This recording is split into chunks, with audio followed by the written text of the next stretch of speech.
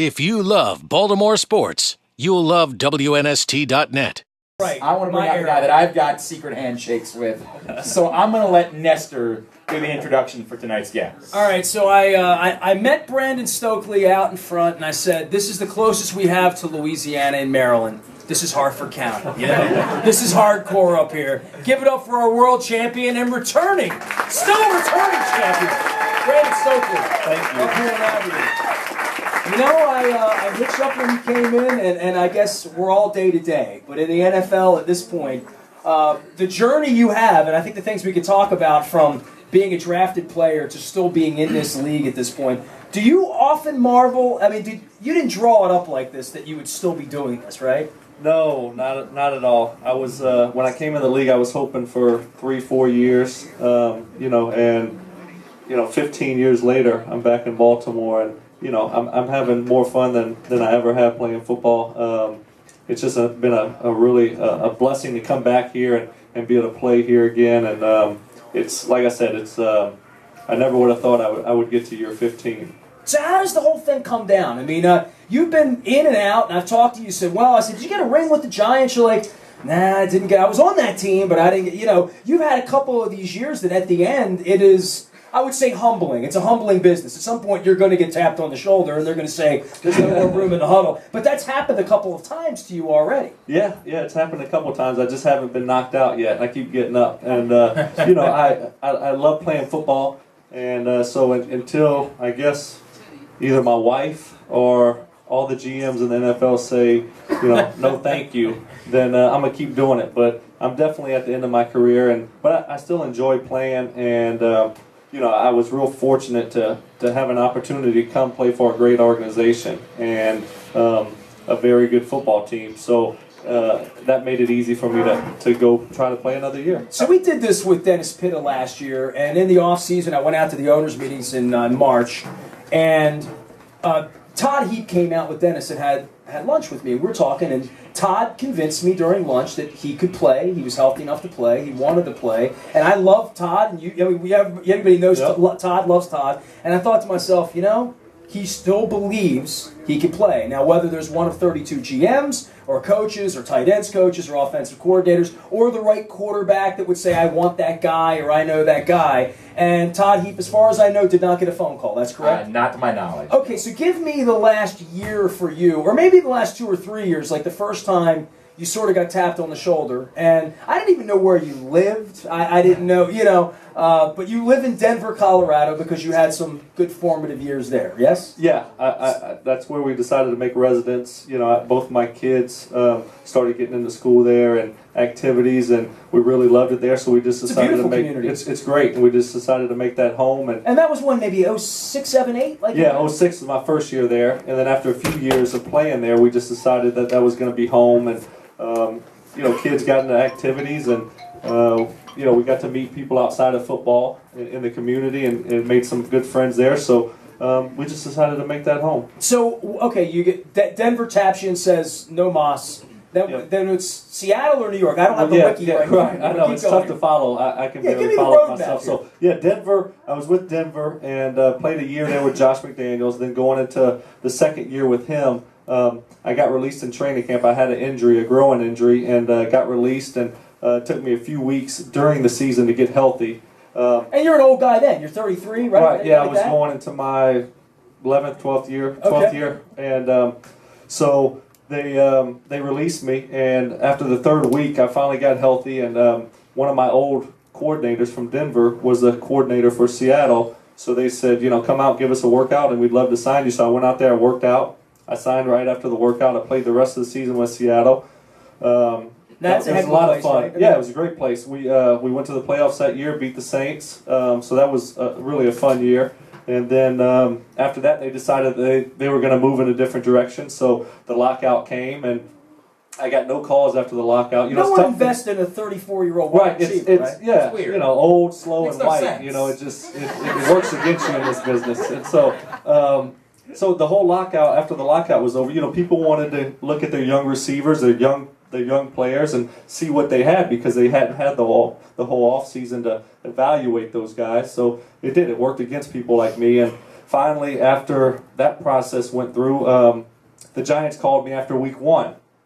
I went up there and had a Now, workout. tell everybody how that works. If you're on the roster week 1, they have to pay your salary for the season, It's right? guaranteed for the whole year. So if they call you after week 1, then you're just on the week-to-week kind of deal. We kind of like you. We don't love you. We Right, kind of like right, you. exactly. We like you for now. It's NFL, not for Right. long. Yeah. Right, exactly. Yep, exactly. So, so I signed there after week 1 and was there for 2 or 3 weeks, 2 weeks, and I tore my quad, and so I ended up being there for a total of 3 weeks, and then we just we did an injury settlement. So instead of rehabbing there, I basically. Okay, so let me ask you. So you're 35 then. This is 2 years ago. Yep, 35. This is 2 years ago, right about this time, Yep. end of September. Did you think you were done the first time in Denver? Did you think I might not walk on the field anymore? Was that emotion? No, I knew I could still play. I think we all say that, but I knew I could still play, and you had a friend in Seattle, so you Right. didn't have that emotion. So in the Giants, it happens again. yeah, I thought I was done. I was done mentally. I was done. I knew the injury was going to be a really tough injury to come back from. I knew being at my age and having an injury like that and not really playing that whole year at all, that to get an opportunity was going to be tough. That Something was going to happen, probably like something crazy, like Peyton Manning's going to have to go to Denver or something. Exactly, Yeah. exactly. And that was it for me. I pretty much shut it down. My leg wasn't getting any better. I stopped rehabbing it. I hadn't been home to Louisiana for 13, 14 years for Christmas.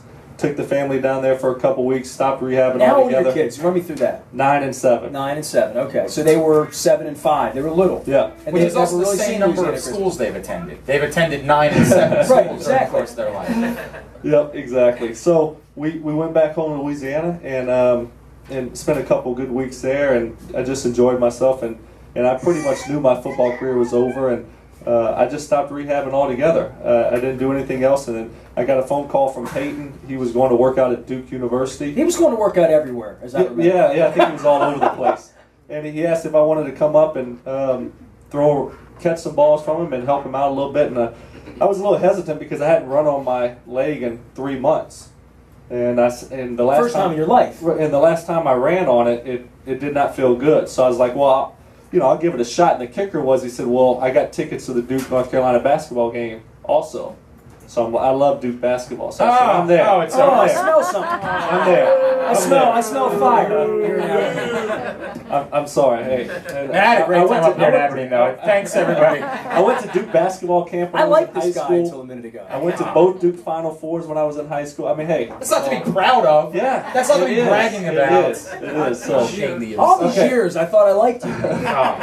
okay, we can move past that now. I'll finish telling my story. Maybe we can move past that. So I did it, and I went out there and I ran around. I felt pretty And this good. was like in February, March of last year when Peyton was doing his World thing. tour, Right, yeah. his Yeah, world he was tour. trying to Right. get back healthy, and I felt pretty good. And Coach Cole, the football coach, he was like, "Man, I think you can play again. I think you look good enough. If you want to commit yourself, I think you could give it a shot." And I thought about it a little bit. Who's going to want a 36-year-old receiver, right? Right, exactly. And then Peyton started doing his main visits, and he came to Denver, stayed at my place, and we talked about things. But Was he beating on you a little bit, or no? Was he egging you on like you should do this, or No, not really. Not really at all, because he hadn't committed at that time.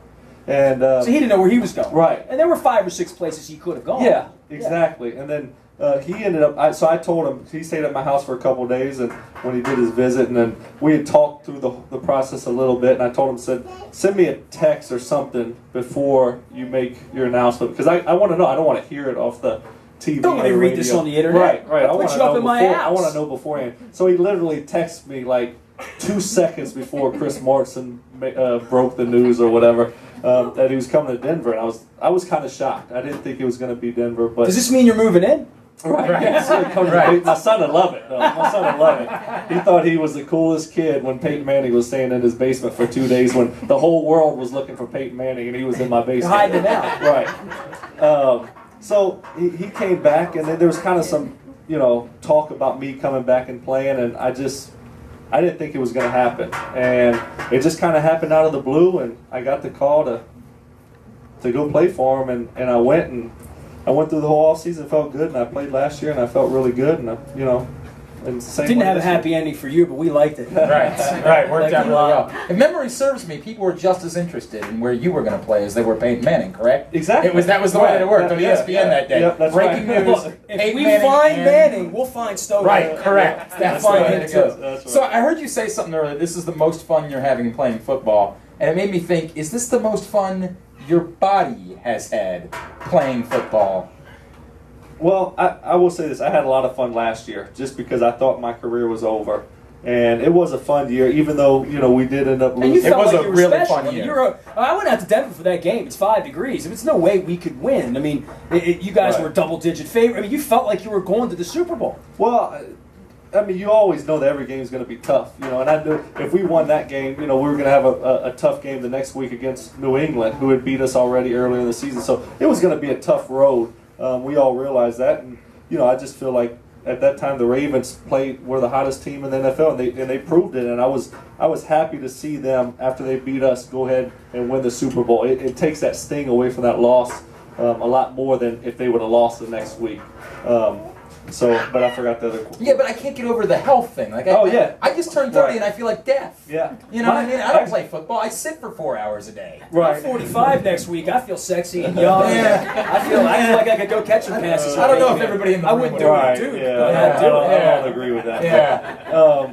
But my body feels great. I really do. And I don't know what it is. I've had years early in my career where I felt, terrible the whole season. And last year, I missed one game, but overall, my body felt great. And I probably played more plays in an NFL season last year than I have in any one season throughout my career. And this year, so far, so good. And that can change in an instance in the NFL. But right now, I feel great and enjoying playing football. For you, with getting your body, into this condition to be, I think that's the thing we all marvel at. Not just your size, the speed, the longevity, the injuries you come back from, the fact that you thought you were done and here you are again catching passes. But Ray Lewis, I talked to him a lot toward the end of his career about things he was doing to keep his body together, and vitamins and nutrition and food. And Lord knows you were Shannon Sharp in your formative years. I mean, you might just want to tell everybody what a crazed man Shannon Sharp was about his diet.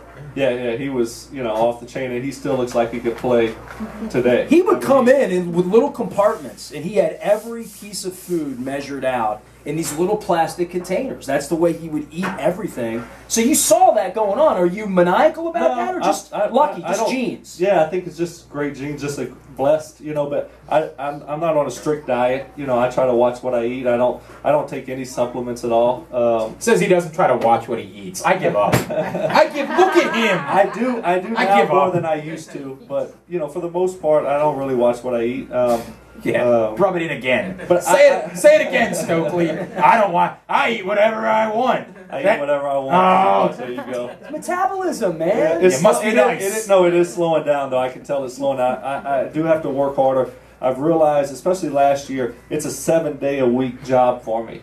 It's not Tuesdays, don't do anything. But that's sit also in April and May and June and July. At this point, it has to be, right? Well, early in the off season, I really didn't do anything for a while. It was hard to get motivated again, especially when Were you done? Just keep rubbing it in. No, not really. Especially Keep when rubbing it in. I wasn't done. It was a tough decision because I knew once the Broncos went with Walker that I was gonna have to, if I wanted to play, I was gonna have to leave my family, and that was gonna be the toughest thing to do. And I couldn't do it for the whole off season. Go somewhere for 3 months or whatever the off season program is, and then go back home and try to commute and do that. So I knew training camp something would have to come up for me and have to be the right situation, because that was the hardest step, was to take that first step. And I'm coaching my 9-year-old tackle football team. My oldest son's tackle football team. It's his first year playing tackle football. I get a phone call, and then I'm on a flight that night, leaving my family behind. That's tough to do. And I wouldn't have done it if it wasn't for him. I asked him, I said, do you want me to go play football? And I asked him like a month before that, and he told me yes. And so I asked him on the car ride home if he still wanted me to, and he said yes. So if he would have said no, I wouldn't have done it. But he said he wanted me to do it, so I did it. And it was just making that step, to get on the plane and to come down here. And once I did that, it's been great. Let's break. Hang on, I was just going to ask, Let's get that what's your son's name? Cameron. Cameron, if you're listening, thank you. Thank you. We appreciate it. It's Even been if he is a Duke fan. If you love Baltimore sports, You'll love WNST.net.